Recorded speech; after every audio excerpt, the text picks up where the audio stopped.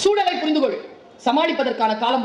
எங்க அம்மா ஒரு வார்த்தை சொன்னாங்க, இந்த வயசுல அவங்க சொன்ன அந்த ஜெனரேஷன் கேப் எல்லாம் விட்டுட்டு ஜிஸ்ட மட்டும் எடுத்துக்கோங்க.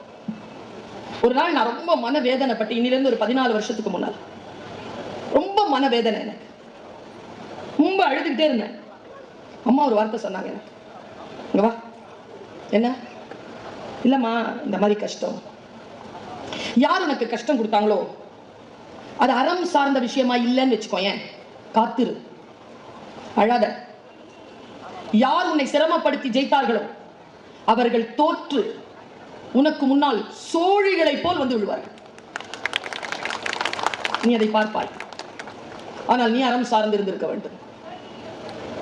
எப்பவுமே கடவுள் கிட்ட வேண்டுகின்ற பொழுது ஒன்றை வேண்டு, இறைவா எனக்கு இது தா என்று கேட்காத, எனக்கு இது சரியாக இருந்தால் உன்னுடைய சித்தத்தின்படி எனக்கு தந்து உதவுவாயாக. அவங்கிட்ட போட்டு இவ்வளவு பெரிய விஷயம் தெரியுமா? அதெல்லாம் நம்ம பாட்டிங்க, நம்ம தாத்தாங்க, நம்ம அம்மாக்கள்லாம் சொல்லிட்டு தான் இருக்காங்க, நமக்கு புரியணுமே. நான் இந்த லவ் பண்ற பசங்கிட்ட எல்லாம் சொல்லுவேன், இந்த சின்ன பிள்ளைங்க அநியாயங்க, காலேஜ்ல வேலை செய்யறேன், 17 to 19 வயசு பிள்ளைகளுக்கு பாடம் நடக்குது. 25 வருஷம் பார்க்கிறேன் சார், ஒவ்வொரு ஜெனரேஷனையும் பார்க்கிறேன்.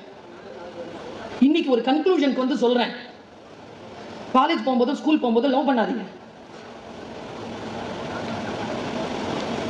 சரி வராது.